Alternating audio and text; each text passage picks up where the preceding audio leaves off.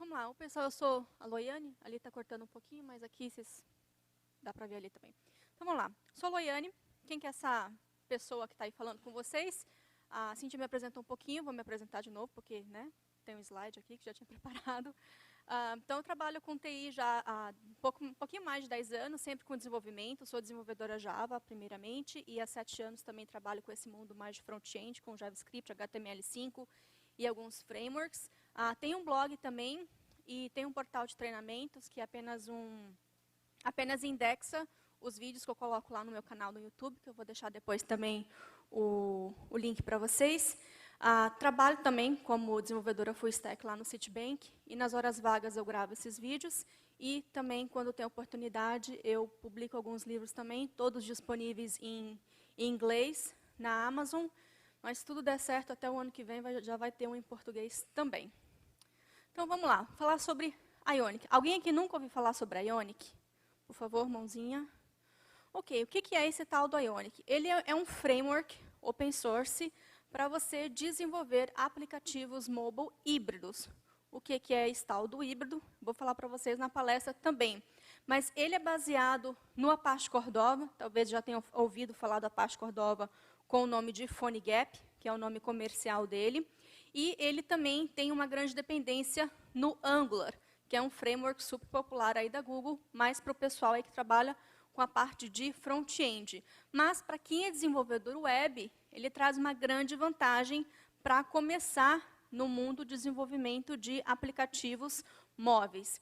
Então, ele foi criado em 2013. Vocês vão ver que todas essas tecnologias híbridas móveis são bem recentes. O Cordova é de 2009, então são tecnologias ainda relativamente bebês. E ele é basicamente um Twitter Bootstrap para mobile.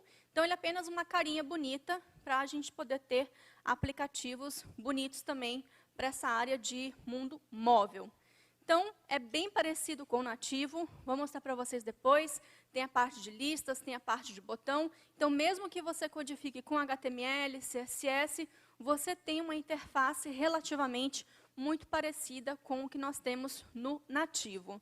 Toda a parte de organização é com o Angular, né, o framework da Google, com o Angular 1, né, o Ionic 1, e a base toda, a mágica do híbrido, digamos assim, é toda de responsabilidade do Apache Cordova. O Ionic ele é mais uma stack de tecnologias que juntas, né, fornecem já aí a solução pronta para a gente usar e começar a desenvolver. E ele é bem popular. Né? Ele é um framework que já tem mais de 1 milhão de aplicativos publicados.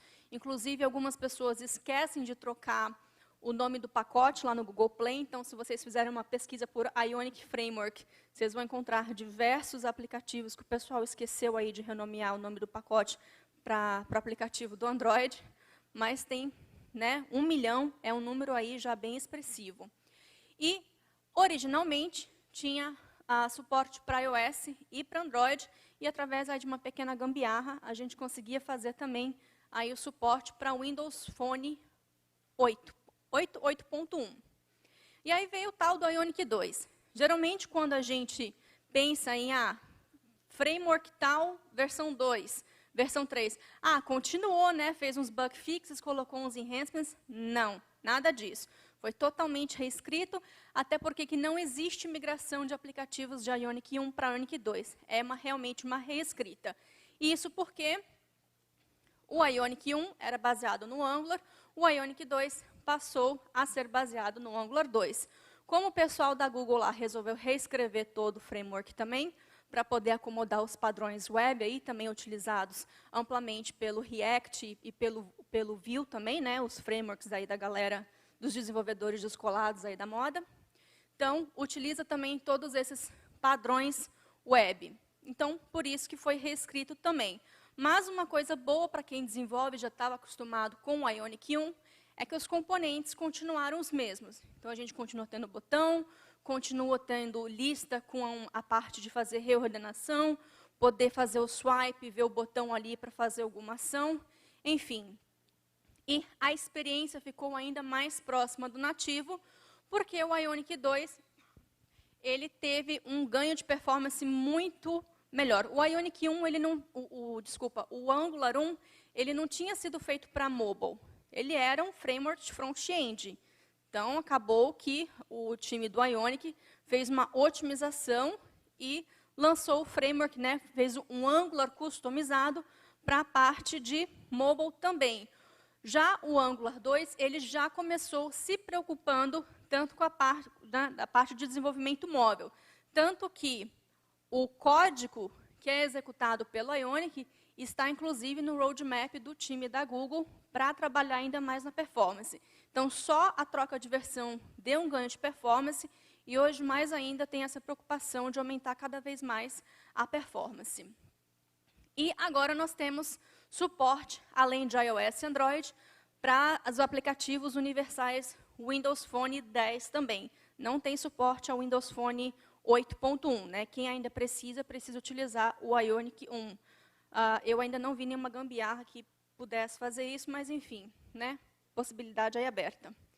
Então, tem uma parceria aí, um caso de amor muito grande entre o Ionic e o Angular 2. Como eu falei para vocês, eu vejo muito como um stack de dependência do que um framework. Igual o pessoal que desenvolve para full stack JavaScript, que tem o stack min, por exemplo, eu vejo o Ionic como um stack também para desenvolvimento de aplicativos híbridos. Então, nós temos o Angular, nós temos o TypeScript, que não é uma linguagem, é apenas um super conjunto de funcionalidades do JavaScript. Né? Você tem tudo que tem no JavaScript, mais o que vai sair no ECMAScript, né? O que saiu desse ano e o que vai sair ano que vem também. Mesmo que os browsers ainda não suportem, a gente já consegue utilizar essas funcionalidades. E o TypeScript transpila isso para o JavaScript Vanilla, né? Que a gente chama que é o JavaScript puro, o ES5, que todos os browsers têm o suporte. O Apache Cordova, como eu falei, que é o responsável por toda a mágica da parte híbrida. É o Cordova que permite que a gente empacote o aplicativo e gere um APK e um IPA para a gente poder enviar para as lojas. E o SES, que é um pré-processador CSS, também uma maneira mais simples da gente utilizar CSS também. Então, o que é esse tal do Ionic e o que é o tal do desenvolvimento híbrido aí, para quem nunca ouviu falar isso? Você que é desenvolvedor web, né, também desenvolve web, e você conhece HTML, conhece JavaScript, conhece CSS. Pois é isso que a gente utiliza para desenvolver com Ionic. O código ele não é compilado para código nativo. Tá? Se você coloca ali uma tag H1 ou um div do HTML, é exatamente aquele código que vai ser executado no seu celular. Então, a gente utiliza, basicamente, CSS HTML do Ionic, mas toda a base de código, ou seja, organização de projeto, criação de componentes, tudo com o Angular 2. E o Angular 2 aí, você pode utilizar, como eu falei, o TypeScript e mais as funcionalidades do ECMAScript 2015, desse ano, e inclusive do ano que vem também. E o acesso a APIs nativas, né, porque se a gente for utilizar apenas HTML, CSS e JavaScript, a gente vai ter um web app. Com web app, a gente não consegue acessar a câmera, a gente não consegue, né, já localização dá para acessar, câmera dá até para acessar também, mas, por exemplo, você não consegue utilizar o Bluetooth, você não consegue utilizar uma notificação push utilizando os servidores da Apple, da Google, você não consegue utilizar integração com o Facebook, né, os plugins nativos, e isso tudo, quem permite a gente ter essa integração com o hardware nativo do aparelho é o Apache Cordova. E no Ionic existe uma abstração chamada de Ionic Native, que é apenas uma abstração. Você pode continuar utilizando os plugins do Apache Cordova, ou se você quiser, utilize essa abstração, que é em código Angular 2, né, para facilitar aí um pouco. E todo o zipamento, né, o empacotamento do aplicativo é feito também com a Apache Cordova. E aí, lá no final, a gente vai fazer o build da aplicação, né, vai obfuscar, minificar o JavaScript, o HTML, CSS, e isso tudo vai ser jogado numa pastinha chamada www, e a WebView, que é o que permite a gente ter o aplicativo híbrido, vai fazer o carregamento desse index HTML, que tem todo esse código fonte nosso, e aí a gente utiliza o aplicativo como se fosse um aplicativo nativo. Mas, na verdade, nós estamos utilizando uma WebView que está carregando o código que foi desenvolvido. Beleza, não dá para a gente falar de Ionic 2 sem falar de Angular 2.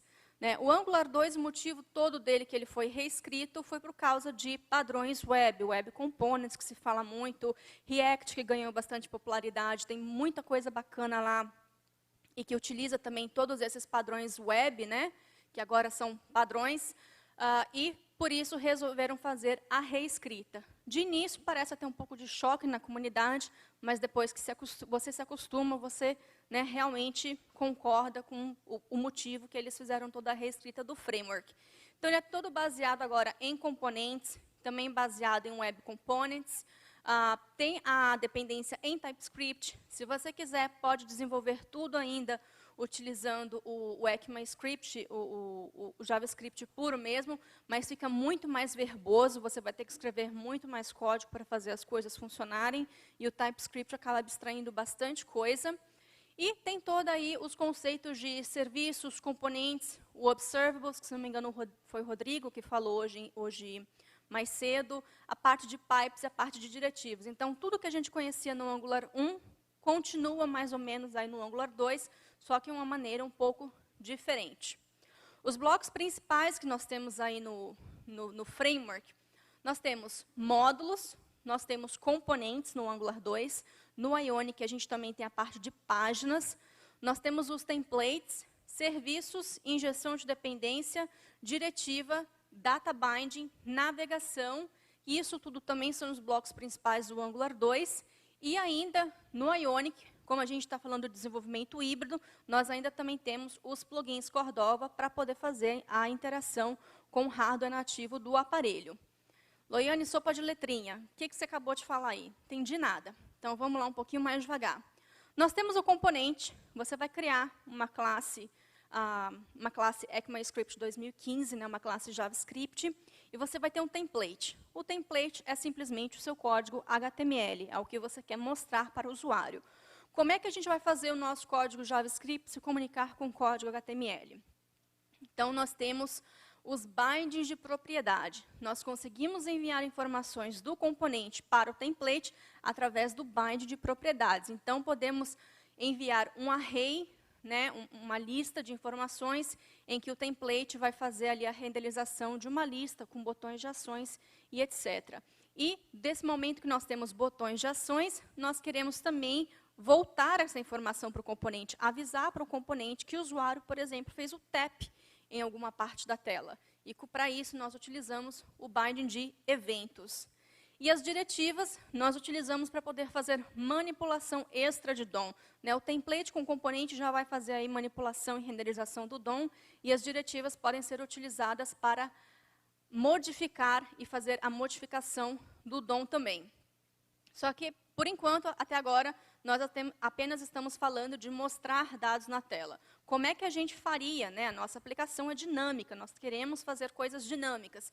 Então, nós utilizamos serviços para a lógica de negócio da aplicação e também para fazer comunicação com o servidor para poder buscar informações. E isso tudo é feito através de injeção de dependência. Para o pessoal já que trabalha aí com Android, tem a parte de injeção de dependência também do Java. É praticamente a mesma coisa que nós temos aqui no Angular também. E a parte de modularização, que é para a gente organizar melhor a nossa aplicação, né, e também facilitar a manutenção. E o Ionic 2, além de tudo isso que eu acabei de falar, ele também tem a parte do Ionic Native, que entrou na parte dos plugins do Cordova, isso é apenas puramente parte conceitual. E a única coisa que a gente não utiliza do Angular 2 em aplicativos do Ionic é a parte de roteamento, porque o Ionic ele tem o seu próprio roteamento, que até, né, opinião pessoal, até um pouquinho melhor que o do Angular. Então, ele é feito navegação por pilha. É aquela pilha que a gente aprendeu lá em estrutura de dados na faculdade, exatamente aquela que a gente faz empilha e desempilha. Nesse caso, nós estaremos fazendo o push e o pop de telas do nosso aplicativo. E nós temos também alguns componentes. Então, tem telinhas de ações, tem alertas, tem botões, tem a parte de cards, tem a parte de carrossel. O para a gente poder fazer o swipe na tela também. Tem ícones, os ícones são do Material Design do Google. Tem a parte de barra de busca, tem abas, tem alertas, tem modais, enfim, basicamente os componentes que nós temos no SDK nativo, tanto do iOS, quanto do Android, quanto do Windows Phone também. E para a gente começar a desenvolver, como tudo hoje na área de front-end, né, requer o Node.js, a gente precisa instalar o Node.js na nossa máquina, e o motivo disso é que nós estamos apenas interessados no gerenciador de pacotes do Node. Da mesma forma que o Java lá tem o Gradle ou tem o Maven, no Ruby nós temos as gems e etc. Aqui no Node.js nós temos o NPM. Então a gente instala tanto Cordova quanto o Ionic e dá um start no aplicativo para ele gerar todo o diretório do aplicativo. Então, esse é mais ou menos a estrutura de projeto que é gerada. Então, aqui o que interessa para a gente é esse diretório www, que é o que vai fornecer o HTML com JavaScript e o CSS para o WebView, e aqui também o source, que é onde vai estar todo o código-fonte que a gente vai desenvolver. E lá dentro do source é pura questão aqui de organização do aplicativo. Então, tem aqui uns componentes principais, tem as páginas, então, cada view que você for desenvolver vai ser uma página, então, você pode organizar aqui também por módulos para facilitar, e tem a parte de tema aqui também. Todos esses arquivos, né, são arquivos TypeScript de acordo aí com o padrão utilizado pelo TypeScript e pelo Angular 2. Beleza. CSS, como é que a gente faz agora para poder customizar? Se a minha empresa tem aí as cores roxo e amarelo, por exemplo, como é que eu posso fazer um aplicativo roxo e amarelo? A gente customiza todo o CSS através do SES. Então, pode ser baseado em componente, você quer apenas customizar um componente, pode ser baseado no aplicativo, então você quer que o aplicativo inteiro utilize o roxo e amarelo, ou pode ser baseado no sistema operacional. Então, no Android, eu quero que ele seja todo amarelo, mas no iOS, eu quero que ele seja todo roxo. Então, é possível também fazer aí essa distinção por sistema operacional também. E tudo isso, a gente utiliza aqui esses temas e apenas mudando valores de variáveis do SES. Muito difícil isso? Isso aqui, por exemplo, é um exemplo. Nós temos aqui a cor do texto, a cor de background padrão, nós temos aqui as cores. Esse azul aqui é o primário, né, a cor padrão do Ionic. Tem aqui também a cor dos botões, né? Então, um botão, por exemplo, de cancelar, você vai querer botar vermelho, um botão de OK, OK, enviar, botar verde, enfim. É possível fazer essa customização simplesmente mudando valores dessas variáveis. E na documentação do Ionic tem, né, toda a relação de todas as variáveis também que é possível modificar. Então, vou entrar um pouquinho de código agora, para vocês terem uma noção se é ou não complicado desenvolver com híbrido, será que realmente vale a pena, como é que ficaria isso. Eu peguei aqui, então, um componente de início, né, quando você gera o projeto, ele cria essa página de home, e ele tem aqui 3 arquivos, um HTML, um CSS e um de TypeScript, que contém código, basicamente, JavaScript. Então, esse é o arquivo TypeScript. Então, nós temos aí um decorator, que vai entrar aí no ECMAScript 2017, ou seja, somente ano que vem é que o ECMAScript, né, a definição do JavaScript, vai ter essa funcionalidade, mas com o TypeScript a gente já consegue utilizar. Nós temos aí um seletor. Esse seletor é o que vai indicar o nome da tag HTML que vai ser criada, ou seja, esse é um dos conceitos lá do Web Components, padrão web hoje em dia. E você também tem um template do HTML que vai ser carregado para esse componente. Então, é basicamente isso, uma classe com um decorator. Para a galera do Java, a gente conhece isso como anotação, né? Só muda o nome, mas é a mesma coisa. E nós temos todas essas informações. E, é claro, a gente não pode esquecer dos imports também. Se a gente está utilizando uma classe, a gente também tem que importar. Basicamente, aí, bem semelhante ao que nós temos no Java aí, com o desenvolvimento do Android. E nós também temos construtor, onde nós podemos utilizar injeção de dependência. Toda a parte de injeção de dependência do Angular, né, com TypeScript, é feito por construtor. Nós não utilizamos injeção de dependência nem por atributos e nem por métodos setters. E exemplo de template, de código, que é o que o usuário vai ver. Então, nós temos aí um código HTML. Então, nós temos tags, H2, P, div, que a gente considera aí as tags normais. E nós temos também as tags do próprio Ionic, que a gente pode utilizar também. Então, é basicamente isso o código. Você vai misturar o código HTML que você sabe e vai olhar na documentação lá do Ionic qual que é o nome da tag que você quer utilizar. É uma lista? É um botão? É uma modal? É um alerta? Como é que fica isso? Então, é relativamente simples. E, além disso, nós também temos os módulos. Os módulos nada mais são que arquivos, onde nós vamos organizar todos os imports da nossa aplicação e nós vamos dizer, por exemplo, quais são os componentes que nós queremos utilizar ou quais são os módulos que nós queremos utilizar, importar módulos já existentes, ou então também quais são as páginas da nossa aplicação e qual que vai ser a página que vai ser feita o bootstrap da aplicação, né? Como se fosse a atividade principal aí da aplicação. E beleza, Loiane, dá para fazer aplicativo real realmente com Ionic? Você falou aí 1 milhão, mas será que não está inventando esse número aí não? Como é que fica isso?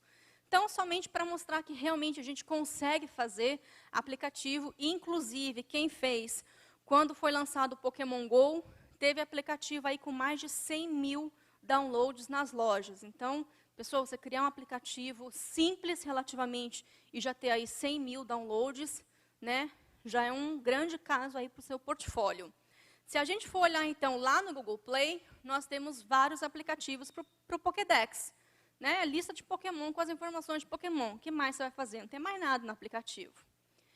E se você vai também lá na Apple Store, também tem vários aplicativos. Tem um que é o melhorzinho, que é o tal do Dexter, e foi nesse aplicativo que eu me basei para criar a minha cópia, mostrando que é possível, sim, você ter um aplicativo bem parecido com o que foi desenvolvido nativamente, mas feito de maneira híbrida. Então, vou mostrar para vocês aqui um Pokédex feito com Ionic 2. Então, é nativo, está instalado, está aqui ó, o íconezinho. Eu não sou designer, tá? Então, vocês, por favor, me perdoem, apenas uma bola branca com metade pintada de vermelho. Isso aí são os meus skills de designer. Ainda bem que eu sou programadora, né? E temos aí tanto IPA quanto IPK instalados no celular. E uma coisa bacana aqui também, eu falei a parte de customização de CSS, é que não sei se vocês estão notando aí, brincar um pouquinho o jogo de 7 erros, é que existem diferenças visuais. Eu, como desenvolvedora, fiz absolutamente nada para isso. O Ionic toma conta aí de tudo para mim. Então, por exemplo, aqui no Android, o fundo da barra de busca está branco. E aqui no iOS está vermelho. Então, esse é o padrão que foi adotado pelo Ionic e não precisei mudar absolutamente nada disso. Questão também do tamanho dos itens da lista e etc. Né? Até um pouquinho a cor, dá para ver uma certa diferença aí, mas tudo isso feito pelo próprio Ionic. E se vocês forem ver aqui, continuando também as mudanças visuais, a parte das abas também tem a diferença tanto do iOS quanto para o Android. Inclusive, se você for fazer um aplicativo onde a tela principal tem abas, né, geralmente no iOS a gente tem as abas embaixo, no Android tem as abas em cima e faz isso tudo também automaticamente para a gente, não precisa se preocupar com nada. Só precisava melhorar um pouquinho essa cor aí, mas tudo bem. Então, vamos lá. Se vocês quiserem, o aplicativo não está nas lojas, porque já existem centenas de aplicativos iguais, mas caso vocês tenham interesse, vocês podem baixar o Ionic View, que é um aplicativo, inclusive, que é legal para você fazer um protótipo da aplicação e já mostrar para o cliente como é que está ficando, fazer todos os testes. E, baixando o Ionic View, colocando esse código ali, vocês podem utilizar o aplicativo também no celular de vocês. E depois eu vou deixar o link para o GitHub também. Então, vamos lá. Só para vocês verem aqui um pouquinho como é que funciona.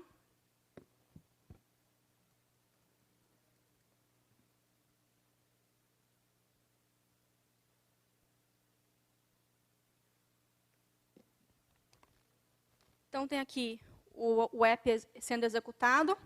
Vou clicar aqui nele. Então, ele tem aqui a lista de pokémons. Né? Todos esses dados foram pegos do PokeAPI. Então, tem a lista de pokémons aqui, tudo coloridinho. Você, por exemplo, pega um pokémon aqui, né? Faz o tap. Você tem as informações do pokémon. Então, é basicamente obter informações de um servidor e jogar essas informações na tela, aí, tentando aí, deixar de uma maneira um pouco melhorzinha para o usuário. Então, tem os dados do Pokédex, tem os tipos que esse pokémon é bom ou não para você atacar, tem as habilidades, tem as estatísticas aqui, a parte de ataque, de defesa, ataque especial, defesa especial, etc. A parte de evolução também. Então, essa parte de evolução, por exemplo, é uma div utilizando o Flexbox, né, o próprio Ionic já tem o CSS do Flexbox implementado. Tem a parte dos sprites também, que é basicamente renderizar uma imagem. E tem os movimentos aqui também, que tem a parte de cada um. E tem um menuzinho aqui também, que você pode ver, pode implementar mais coisas, tipos de Pokémon e etc. E a gente também pode fazer busca. Então, eu vou fazer busca aqui pelo Achu, para poder pegar o Pikachu, para não pegar mal. E aqui, então, a gente tem o Pikachu. Tem as informações também. E vocês podem ver que o Bulbasaur, ele é um Pokémon de grama, né? Então, aqui aparecia verdinho, o Pikachu é elétrico, então é amarelo. Se a gente for ver a parte aqui agora da evolução, então tem CSS dinâmico sendo aplicado, então dá para fazer aí umas firulinhas aí bem legal no aplicativo, né? Dá para fazer umas customizações dinâmicas em tempo real bem bacanas. Então, voltando aqui, para a gente ver como é que ficaria o desenvolvimento desse aplicativo, a parte de organização. Não vou entrar muito em detalhe, mas vocês vão ver um pouquinho de código, nada muito avançado, porque fazer um aplicativo desse também não requer nada avançado. Então, nós temos a lista de pokémons. Então, essa vai ser a nossa página principal de pokémons, vai ser uma view do Ionic. Nós também temos cada item do pokémon.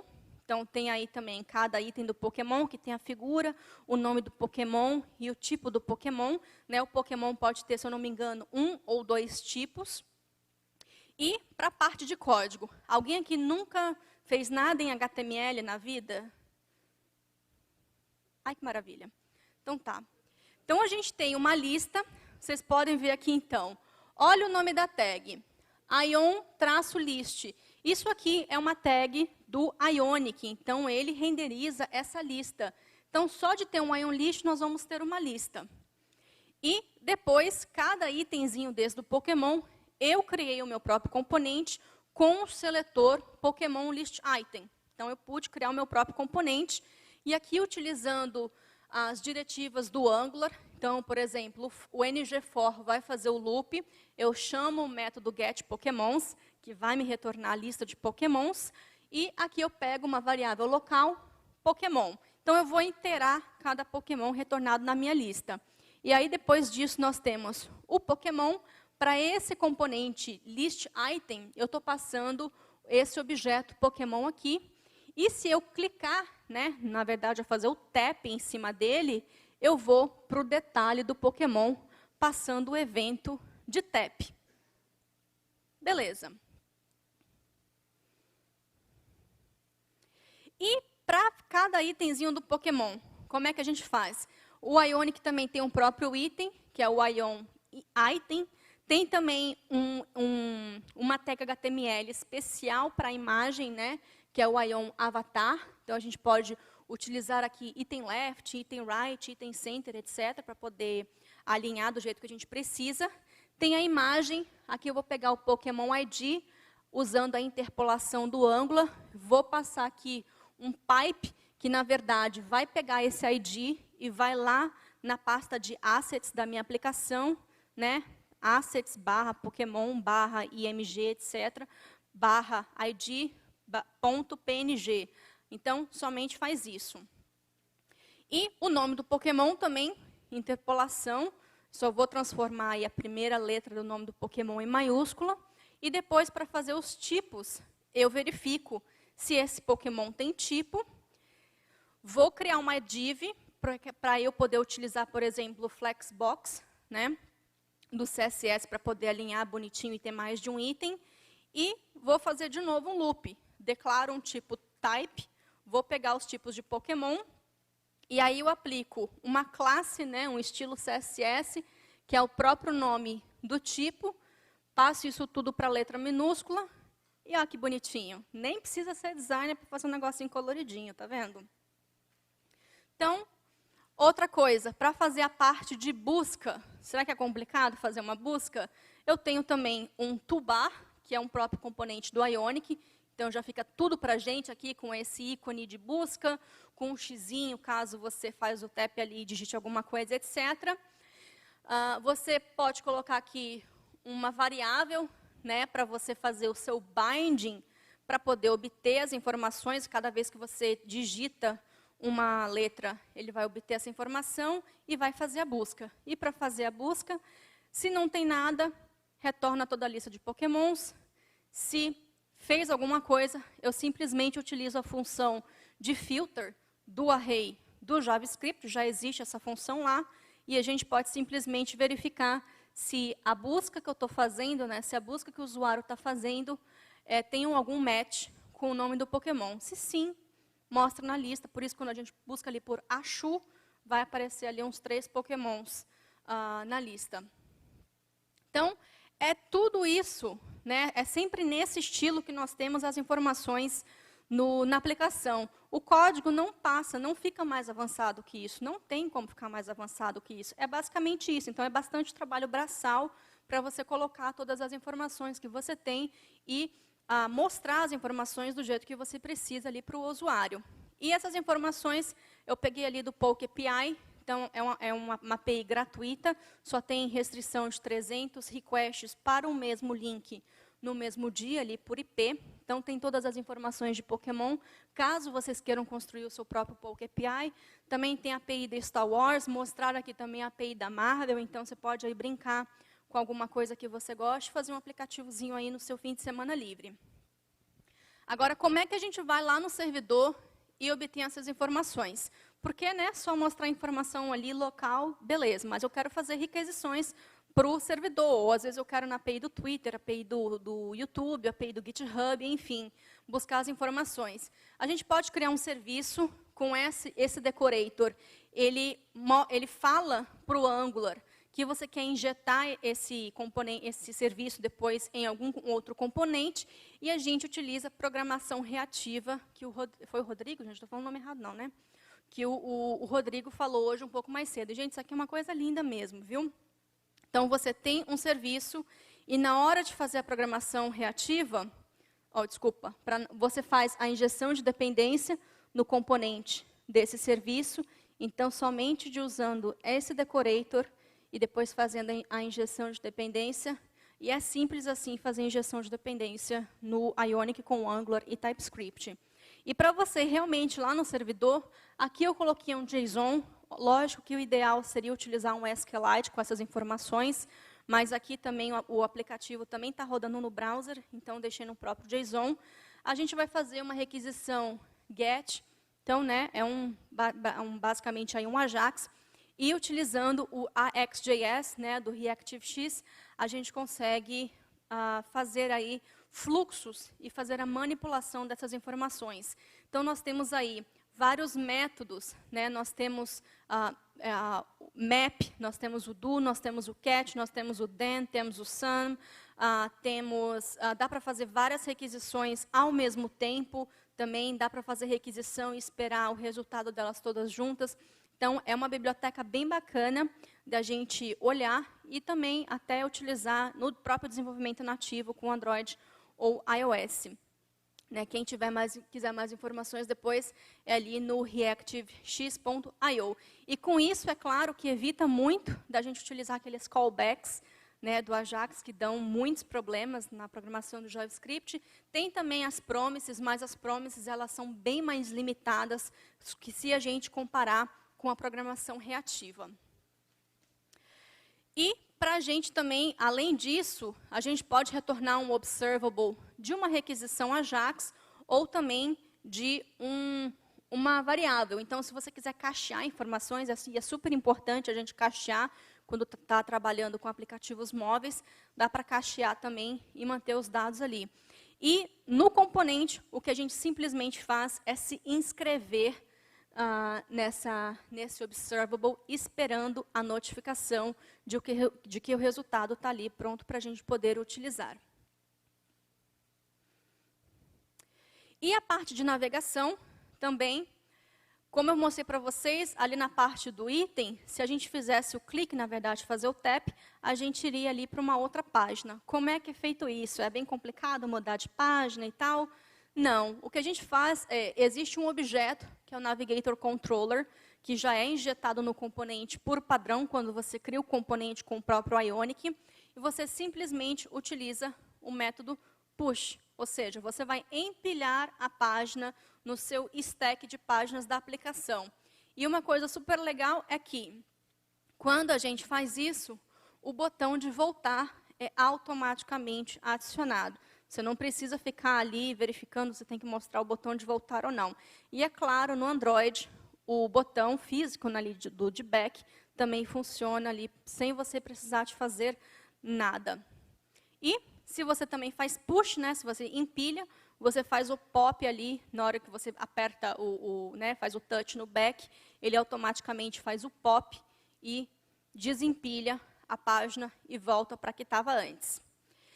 E só para mostrar para vocês também, cada itemzinho daquele que eu mostrei para vocês no aplicativo, né, a parte de evolução, os sprites, os movimentos, etc., a gente consegue organizar aquilo tudo de uma maneira muito mais simples na aplicação para facilitar a organização. Então, você não vai colocar tudo aquele código, tudo num arquivo só, né, senão depois, para dar manutenção, vira loucura. Então, a gente pode criar componentes, né, e cada componente desse ter ali 5, 10 linhas de código HTML para a gente poder renderizar as informações na tela e sempre ir passando os objetos que a gente quer sem precisar de ficar aí de novo, indo lá no servidor, buscar as informações daquele Pokémon, etc. Facilita bastante. Então, cada pedacinho desse aqui é um componente da aplicação também. E aí, no Ionic, quando o pessoal sai do Angular 2 e vai para o Ionic, fica meio confuso, porque no Ionic a gente tem a tal das páginas. E no Angular, a gente trabalha muito com componentes. Isso é pura questão de organização da aplicação, não tem diferença alguma. Então, as páginas são geralmente a view do aplicativo. Então, por exemplo, e os componentes, né, é só para facilitar a organização. Se eu precisar da manutenção naquela lista de Pokémons em si, eu venho aqui no meu Pokémon List, que é uma página principal. Mas dentro do Pokémon, do detalhe de Pokémon, eu tenho ali, por exemplo, a evolução. Como a evolução é um componente somente para poder ajudar a minha organização, é que eu venho aqui nos componentes. E para a parte de fazer o build, poderia facilmente colocar esse aplicativo lá na Apple Store ou no Google Play? Sim, rodando um comando, por exemplo, o Ionic Platform Add iOS, se eu tiver no macOS, eu consigo executar esse comando. É claro que eu já preciso ter o Xcode instalado, e o mesmo vale também para o Android. Já tem o Android Studio, já tem o Java, as variáveis de ambiente do Java estão todas configuradas, pode rodar também o mesmo comando para o Android, que o projeto do Android Studio é criado. Então, por exemplo, aqui foi criado um projeto do Xcode, então eu posso abrir esse projeto no Xcode, posso fazer o build por lá, se eu quiser, e da mesma forma, eu também posso fazer isso para o Android. Todo o nosso código vai ficar aqui dentro do www, o Ionic 2 já faz o build minificando e obfuscando o código HTML, porque, afinal, um arquivo IPA ou um arquivo APK nada mais é que um zip com uma extensão diferente. Então, se você baixa o arquivo para o seu computador e unzipa, você consegue ver todo o conteúdo ali dentro dele, né? Então, só para poder dificultar um pouquinho a parte de engenharia reversa. E a parte do Android também, a gente também tem um projeto lá do Android Studio. Quem tiver interesse, todo o código-fonte do aplicativo está no GitHub, então vocês podem pegar lá também. E só para finalizar, a parte do Ionic Native, porque esse Pokémon do Ionic, ele é apenas puro código HTML com CSS e JavaScript. E se eu precisar utilizar alguma coisa nativa do celular, como é que fica? Então, agora, vocês vão também ajudar eu aqui no meu souvenir. Então, esse aplicativozinho também está lá no Ionic View. Então, nós vamos tirar uma foto. Quer dizer, eu vou tirar uma foto de vocês. Eu vou tirar duas, porque está muito grande aí o auditório. Então, aqui. Aí eu vou usar a foto. E aí eu vou tirar uma outra daqui.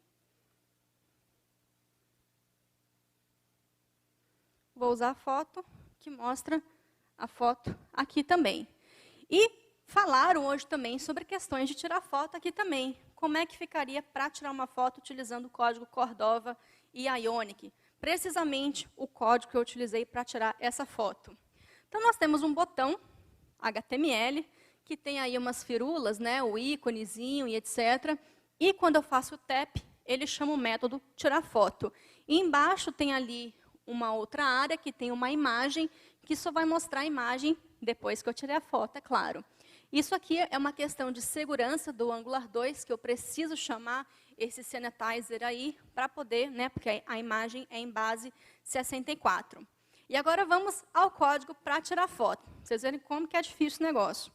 Então, eu tenho aqui uma câmera que tem um método getPicture, que eu vou passar as informações. Se eu vou somente usar essa foto no meu aplicativo, se eu vou salvar essa foto no álbum ou não, qual é a qualidade, qual que é o destino dela, se eu vou pegar o arquivo em si, o link, né, o caminho do arquivo, ou o data URL, se for em base 64. Enfim, tem várias configurações aí que a gente pode utilizar. E depois eu vou utilizar aqui uma promessa, poderia utilizar um observable também, não tem problema nenhum. Eu vou receber a imagem em base 64 e vou atribuir para a minha imagem. Se der algum erro aqui, eu mostro o erro. E o que eu vou fazer depois é pegar essa imagem e mostrar. E esse é todo o código da aplicação. E ele roda tanto em iOS, quanto Android, quanto o Windows Phone, somente com esse código aqui. O aplicativo também está lá no Ionic View. Quem quiser também pode obter, né? Mas é claro, a gente vai usar a própria câmera do celular, né? Mas, enfim, só para fazer aqui a brincadeira e mostrar que é possível também utilizar recurso nativo com código JavaScript, HTML e CSS. E o responsável por isso, é claro, que é o Apache Cordova, né? Não podemos esquecer disso. Se vocês quiserem mais informações sobre o Ionic, a documentação é a melhor fonte, tem muita coisa lá, os tutoriais são bem legais. Existe também um projeto da nossa comunidade de traduzir a documentação, está disponível lá no GitHub. Quem quiser colaborar também será muito bem-vindo. E caso você queira aí deixar um pouquinho de lado o desenvolvimento nativo e brincar no seu fim de semana aí com a Ionic, o que você precisa fazer? O que eu recomendo é que você aprenda o básico da Apache Cordova, né, para poder fazer a utilização dos plugins, fazer a parte de build, etc. Um pouco de Angular 2 com TypeScript e também ECMAScript. E, por fim, olhar a documentação do Ionic e ver qual que é o componente que você precisa utilizar. E, se vocês tiverem um tempinho a mais aí para ficar me ouvindo ainda, tem curso grátis lá no canal do YouTube também. O de Cordova está totalmente completo e o de Angular já tem 45 aulas lá publicadas, vai chegar até 80 aulas aí até o final do ano, para a gente completar o curso também. E tudo isso de forma gratuita, viu? Então, pessoal, muito obrigada aí pela atenção, o tempo de vocês. Quem quiser entrar em contato depois também, fica aí os contatos e os slides também estarão no SlideShare.